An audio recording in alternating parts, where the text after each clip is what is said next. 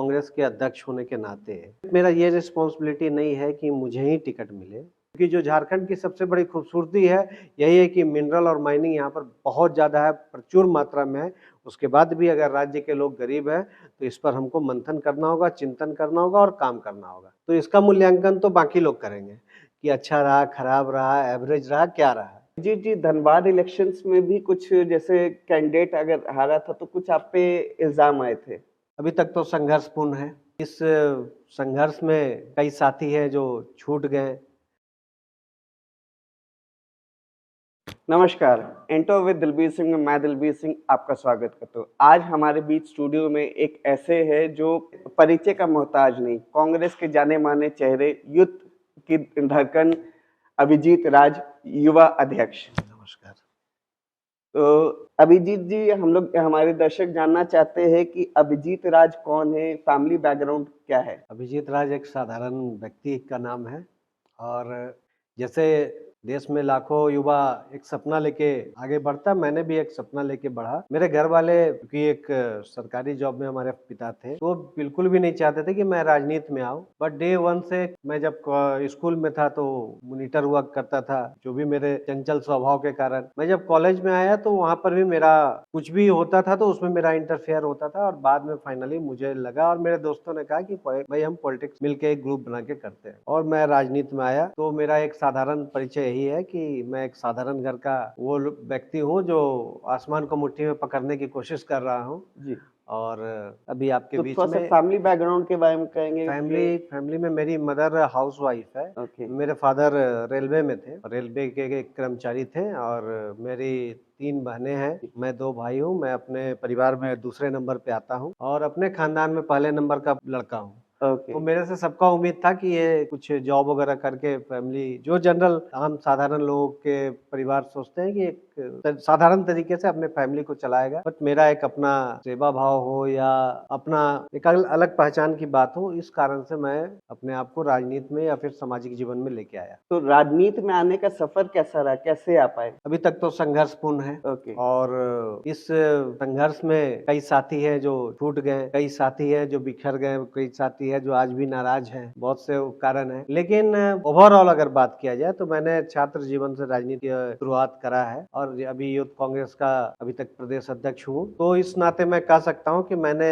बहुत से ऐसे काम किए जिससे मुझे खुद के लिए भी संतुष्टि लगा, और बहुत ऐसे काम थे जिसको मुझे करना था, जो मैं बहुत से कारण हो सकते हैं जिस कारण से नहीं कर पाया। जी। राजनीति में आने के मतलब कांग्रेस ही क्यों चुना? और भी कोई पार्टी है? नहीं, 1-2 चीज़ तो बहुत क्लियर था, जी। क्योंकि मेरी पूरी फैमिली में कांग्रेस विचारधारा से जुड़े हुए मेरे फादर भी थे और मेरी फैमिली में भी थी सब लोग। और जब राजीव जी की हत्या कर दी गई थी, हुँ, हुँ। तो हमारे घर में उस दिन खाना नहीं बना और मेरे फादर बहुत ज़्यादा डिसअपॉइंटेड थे, मतलब कह सकते हैं कि उस दिन वो लोग रो रहे थे। हुँ, हुँ। मैं छोटा था और मेरे भगवान के बगल में उनका फ़ोटो बरसों तक रहा। बाद में वो बारिश के कारण वो फ़ोटो खराब हो गया, लेकिन वो मुझे याद है कि स्मार्ट सा आदमी, शॉल ओढ़ा हुआ, बहुत हुँ, अच्छा हुँ। फ़ोटो, राजीव जी का बहुत पॉपुलर फ़ोटो भी। तो ये तो बहुत क्लियर था कि अगर राजनीति करना है तो इंडिपेंडेंट करना है या फिर कांग्रेस से करना, और कांग्रेस का एक इतिहास रहा है। खास तौर से मैं गांधी से बहुत प्रभावित रहा जीवन में। गांधी जी को मैंने जितना भी पढ़ा, मुझे लगा कि बहुत कम पढ़ा हूँ, और इस धरती का भगवान मैं कह सकता हूँ कि उनको मैंने देखा पाया। ओके। हर किसी का कोई इंस्पिरेशन रहता है, तो आपका इंस्पिरेशन कौन है? किसे फॉलो करते हैं ज़्यादा? मैंने कहा जिस तरीके से मैं गांधी जी को बहुत फॉलो करता हूँ, लेकिन धनबाद की राजनीति में अगर आप मेरे से बात करेंगे तो मैं वहाँ पे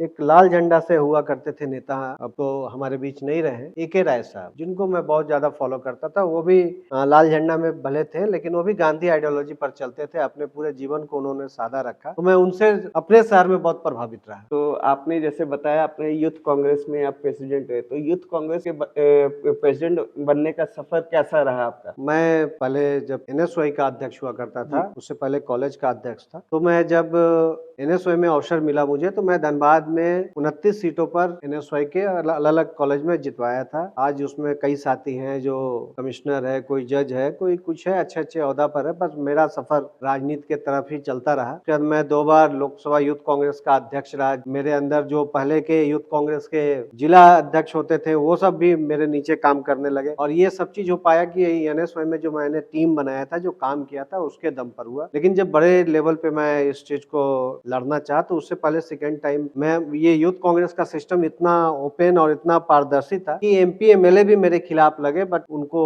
इसमें सफलता नहीं मिला, उनके कैंडिडेट को सफलता नहीं मिला। और उसके बाद मेरा लड़ाई जैसे जैसे कद के साथ पद और व्यवस्था बड़ा होता गया, उस तरह से मेरी लड़ाई भी बड़े बड़े नेताओं से पार्टी के अंदर भी होने लगा। बाहर तो एक व्यवस्था को लेकर और मुद्दों को लेकर लड़ाई हो ही रही थी, लेकिन राजनीति में पार्टी के अंदर में भी एक लड़ाई चल रहा था, जिसमें लोगों को लगता था कि एक साधारण कद काठी का व्यक्ति, एक साधारण परिवार का व्यक्ति इतना मुखरता से बात कर रहा है, इतना लोगों को बड़ी बड़ी लोगों को चैलेंज करने की बात करता है, बड़े पद पे आने की बात करता है, तो इसको रोकना चाहिए। तो वो भी एक राजनीति चला, बट उस राजनीति में मैं कह सकता हूँ कि मेरे जैसा साधारण व्यक्ति को साधारण लोगों की ताकत बहुत ज्यादा मिली और मैं अभी तक यहाँ तक अपना सफर को सफल कर पाया। आप झारखंड के यूथ को किस नजरिए से देखते हैं? ज्यादा पॉलिटिकल गैप है कि अवेयरनेस है? नहीं, मेरा मानना है कि झारखंड में अभी बहुत ज्यादा काम करने का जरूरत है। और झारखंड का जो सबसे बड़ा मुद्दा है, मैं समझता हूँ या मैं देख पाता हूँ, रोजगार और पलायन है। हमारे झारखंड के नौजवान दूसरे दूसरे राज्य में बहुत ज्यादा मेहनत करते हैं और मेहनत करने के बाद वो 2 वक्त का रोटी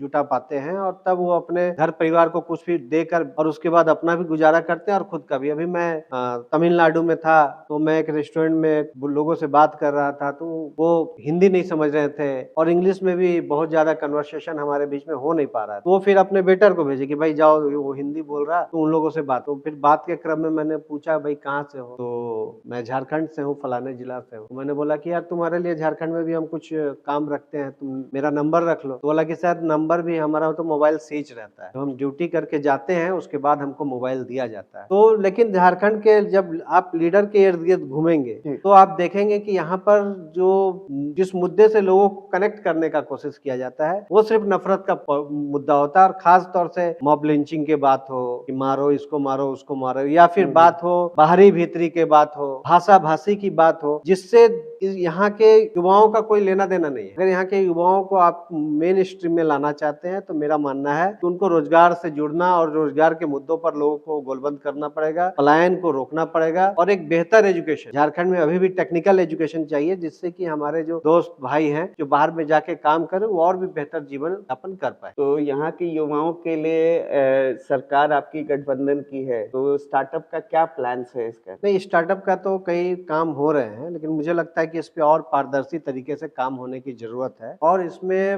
मैं समझता हूँ कि मतलब कि एक छोटा मुंह बड़ी बात मुझे भी नहीं कहनी चाहिए, लेकिन फिर भी मैं आपके ऑन कैमरा बोलना चाहता हूँ कि इसमें सिर्फ आईएएस के भरोसे राज्य को नहीं छोड़ना चाहिए। बेहतर होगा कि इसमें उन सभी प्रतिभाशाली नौजवानों के साथ बैठकर, अदर पार्टी के साथ बैठ के, गठबंधन के लीडर के साथ बैठ के उनको ओपन टू ऑल प्लान बनाना होगा झारखंड को लेके, झारखंड के स्टार्टअप को लेके, झारखंड के यूथ को लेके, पलायन को लेके, इन सभी मुद्दों पर एक एक चीज की बारीकी को समझना होगा, देखना होगा। थोड़ा सा मुझे लगता है कि आईएएस लॉबी जो है झारखंड के अंदर थोड़ा हावी है। आप यूथ कांग्रेस के अध्यक्ष रहते हुए झारखंड प्रदेश के, तो किसी को यूथ की तरफ से टिकट नहीं मिल पाई। 2 बार का भी चुनाव हुआ, अभी दूसरी बार गठबंधन के साथ हुआ, तो क्या लगता है कि यूथ कैसे आपके साथ आगे बढ़ेंगे? नहीं, इसमें मेरा ये मानना है कि यूथ कांग्रेस के अध्यक्ष होने के नाते सिर्फ मेरा ये रिस्पॉन्सिबिलिटी नहीं है कि मुझे ही टिकट मिले। हाँ, निश्चित तौर से थोड़ा सा पारदर्शिता में कमी रही लीडरशिप में, और मुझे ये लगता है कि अभी हमारे 80% जो एमएलए है वो यूथ से ही आते हैं। तो ये है कि यूथ कांग्रेस के साथियों को अगर अभी प्रेजेंट में बात करें तो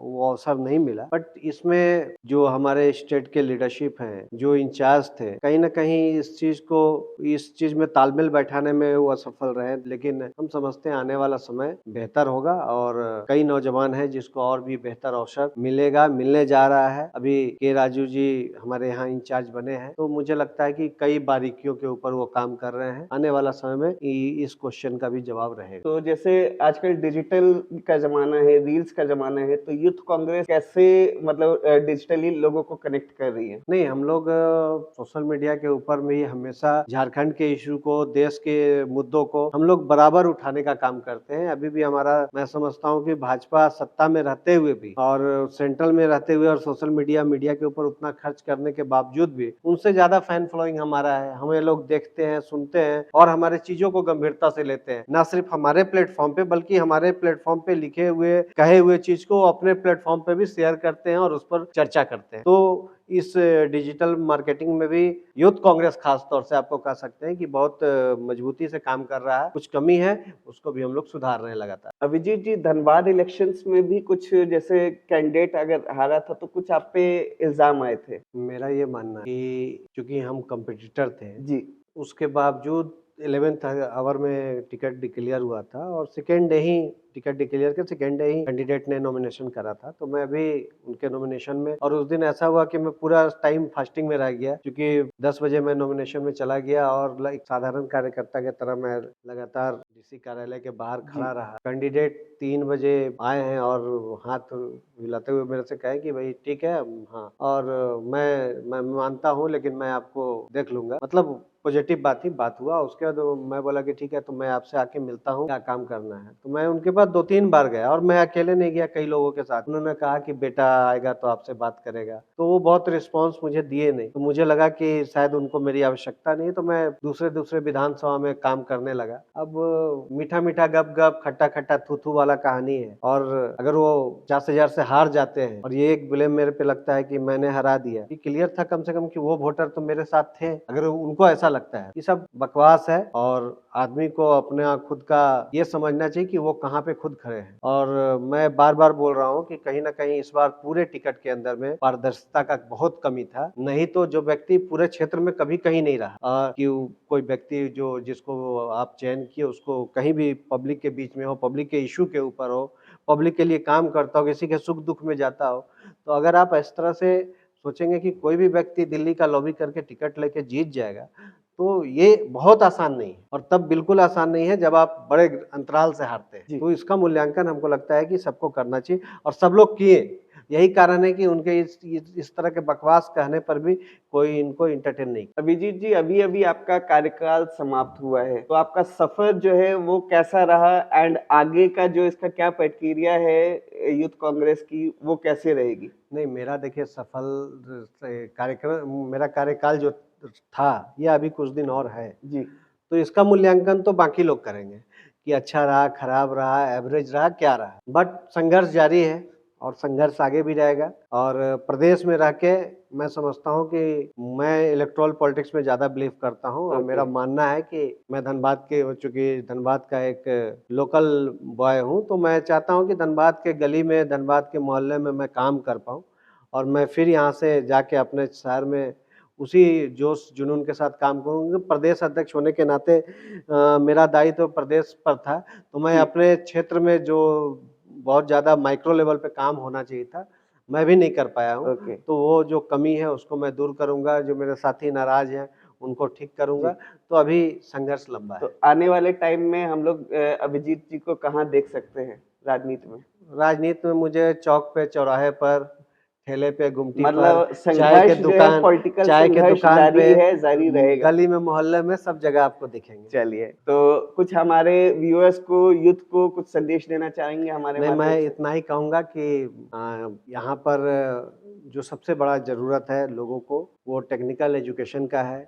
जी। इस राज्य के अंदर में क्षेत्र भाषा की लड़ाई लड़ने से कोई नेता बन सकता है, लेकिन समस्या का समाधान नहीं हो सकता है। इसके लिए सबको मिलके एक बेहतर प्लान करना होगा, रोजगार पे बात करना होगा, और रोजगार तभी हम संभव कर पाएंगे जब स्टार्टअप को, हम अच्छे कंपनी को अपने राज्य में अवसर देंगे। तो इन सभी चीज़ों के ऊपर काम करना होगा। माइनिंग मिनरल के ऊपर जो लूट मचा है उसके खिलाफ हमको, आपको सबको लड़ाई लड़ना होगा। सरकार अभी काफ़ी सक्रिय है इस मुद्दे पे। मुझे लगता है कि सरकार को और भी बेहतर काम और योजना इन चीज़ों पे बनाना होगा, क्योंकि जो झारखंड की सबसे बड़ी खूबसूरती है यही है कि मिनरल और माइनिंग यहाँ पर बहुत ज़्यादा है, प्रचुर मात्रा में है। के बाद भी अगर राज्य के लोग गरीब हैं तो इस पर हमको मंथन करना होगा, चिंतन करना होगा और काम करना होगा। धन्यवाद। ये थे अभिजीत जी, जो कि झारखंड प्रदेश कांग्रेस के यूथ अध्यक्ष थे, और नेक्स्ट एपिसोड में मिलेंगे नेक्स्ट गेस्ट के साथ। नमस्कार।